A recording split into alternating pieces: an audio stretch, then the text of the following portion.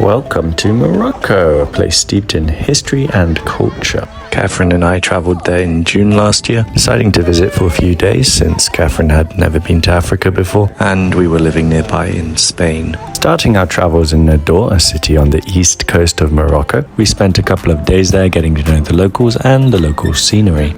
Being a small city, Nador doesn't get frequented by tourists, so while walking around we ended up having a number of curious and friendly locals coming up to us to say hello, ask questions and take photos.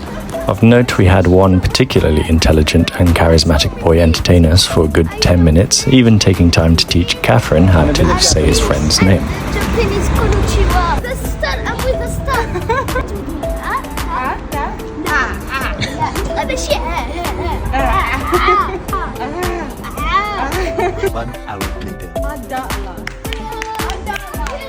very much, my friend. So cute and so kind. We explored most parts of the city, from the beaches to the main street to the less well-decorated areas and the more uptown and fancy-looking communities, seeing a lot of interesting buildings and architecture along the way. We got complained at for filming this beautiful mosque, and later we got to watch the sun go down across the city. After 2 days in Nador, the next morning we made our way to the train station, where we then took a 6-hour train ride to the next and main destination of our journey, Fes.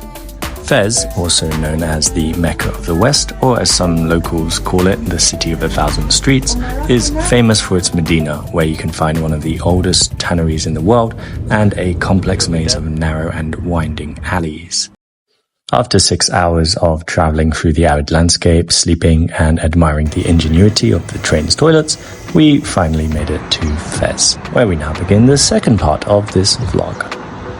Fes was amazing and easy to get lost in. We stayed in the Medina, and as advertised, there was an endless number of winding alleys where you could easily find yourself lost or going in circles. If you do decide to go there yourself, I'd highly recommend you download this free app, which had all the alleys marked out accurately and made navigating the Medina much easier.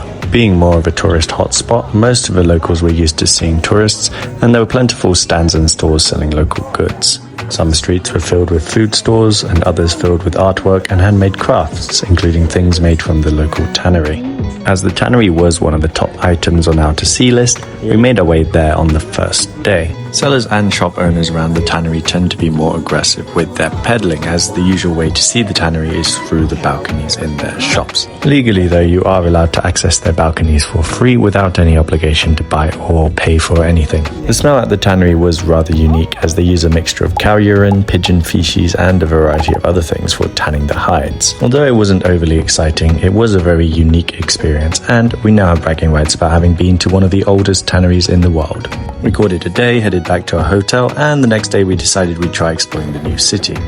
It turned out though there was nothing of interest there, so after some debate we headed back to the Medina and explored the parts we hadn't yet seen. In all honesty, there wasn't much new there, though the southern area definitely got less tourists and there were a lot more kids running around. We looked for a place where we could find a traditional Moroccan meal and found a nicely designed local hotel. It was rather devoid of customers, so initially we worried that the food wasn't going to be so great, but it turned out that we needn't have worried, as when the food came, it was plentiful and absolutely delicious.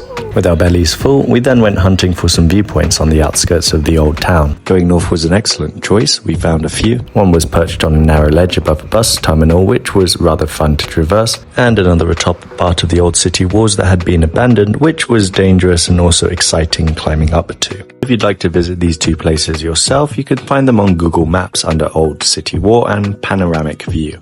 We managed to get a number of good shots, and then in making our way back to the Medina, came across a park right next to the old city walls that we had somehow missed on our way out. It was beautiful and busy there.